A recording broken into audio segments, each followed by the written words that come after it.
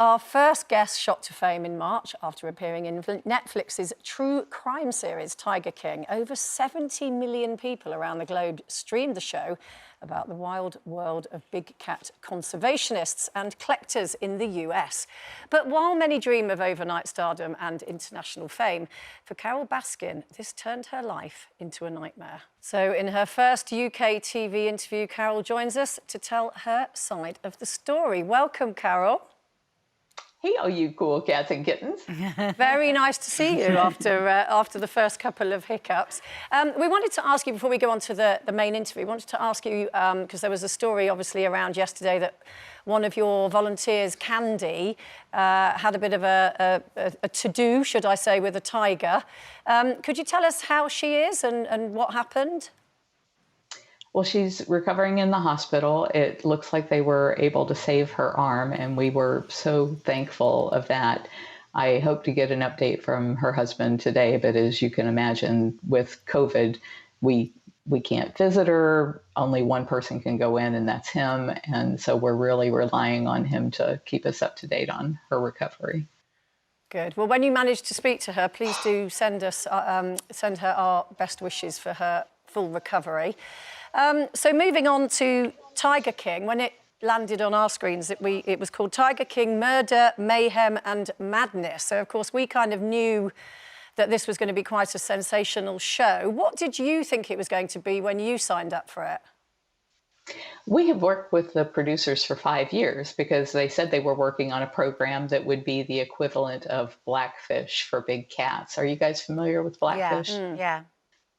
So, you know, that pretty much ended the practice of breeding orcas and taking them from the wild to have them in captivity. And so we thought that this would be a great thing because big cats don't belong in cages.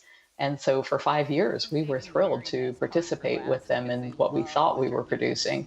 And then just like everybody else around the world, we sat down and binge watched it. And at the end, we were just gobsmacked. We could not believe that that was what they came up with after what we thought they were doing.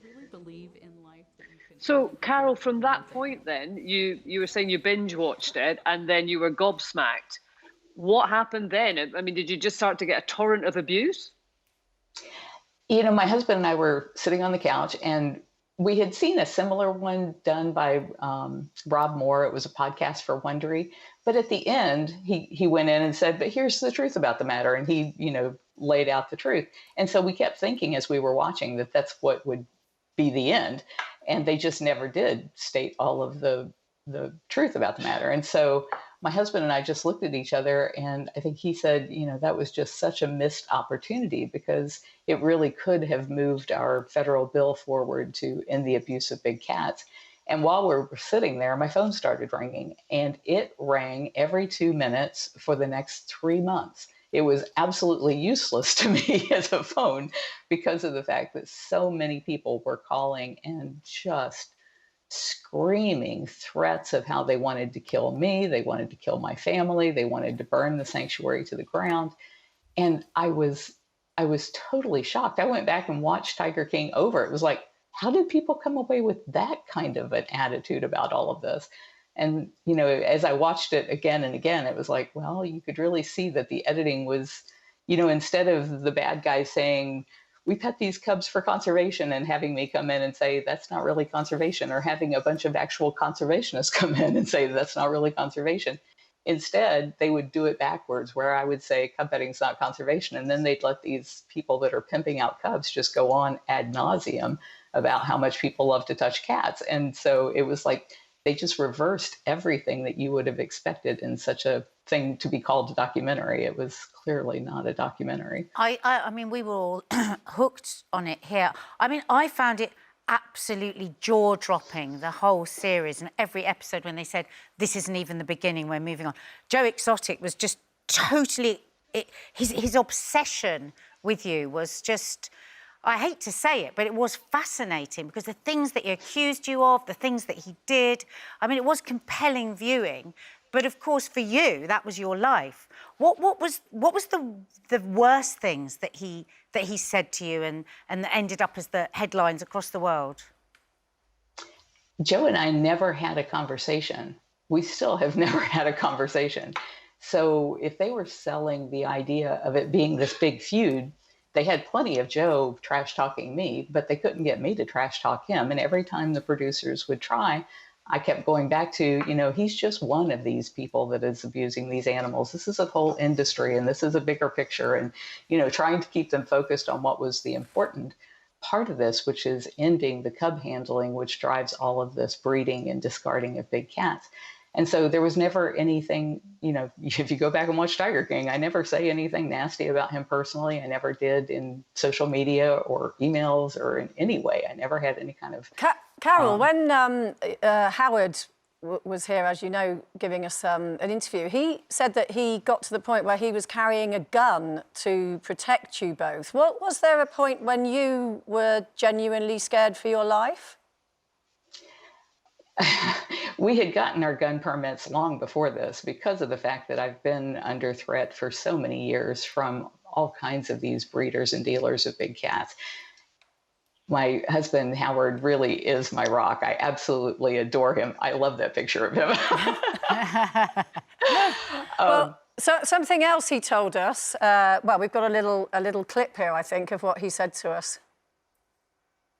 Was it love at first sight? What is it that you just love about her?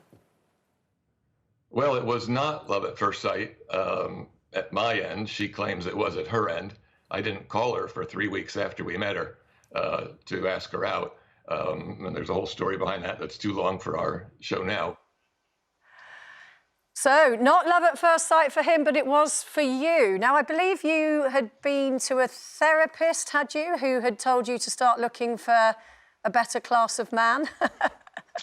Yes, I was always attracted to the charismatic, womanizing bad boys. And I went to a hypnotherapist about my weight because I was very overweight at the time.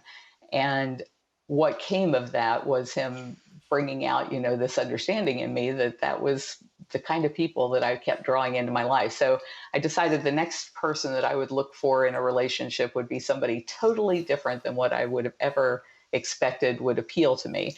And Howie and I ended up at the aquarium for an event about domestic cats and spaying and neutering domestic cats at the same time. And when I first saw him, he was wearing a 3-piece suit. He's, gray haired and he wore glasses and he just had this very stiff manner about him. And I was like, I'm going to talk to that guy. And he turns around and he starts talking to me and he turned out to be just the sweetest man. I was so enamored with him right off the bat. We loved him here too. And I've got to ask you before we run out of time, because I'm fascinated by this, that you had a no-sex marriage with a woman. You've recently come out as bisexual. Tell me that no-sex marriage with a woman. Well, everybody's making such a huge fuss about the fact that a magazine had interviewed me and asked if I forget how they worded it, but I said I've always seen men and women equally and I don't have a preference one way or the other. And boy, did that get blown out of proportion. But back in the 80s, I had actually run an ad in the paper because I don't cook and I don't clean. I'm a workaholic. And so my ad said something to the effect of wife needed, cooking, cleaning a must, no sex required. And she responded to that. And so she was a great friend and she cooked and cleaned and took care of everything that I needed except for having a relationship, because she was definitely a heterosexual and I never even attempted anything with her because I knew that was her leaning. Okay, well, yes, we all want a non-sexual wife to do everything for us. That would be absolutely marvellous. Carole, thank you so much. You could run an ad. Yeah, I'm going to. Yeah. Say hi to Howard for us, and thank you so much for joining us. We're very pleased that that we actually got to talk to you this time. So and do come back. Come back. Thank you so much. Very quickly, we previously approached Netflix for a reply. They said no comment. In a previous article, Tiger King producers denied misleading Carole, saying that she talked about her personal life. She certainly wasn't coerced. They added, I would just say we were completely forthright with the characters. With any project that goes on for 5 years, things evolve and change, and we followed it as any good storyteller does. We could never have known when we started this project that it was going to land where it did.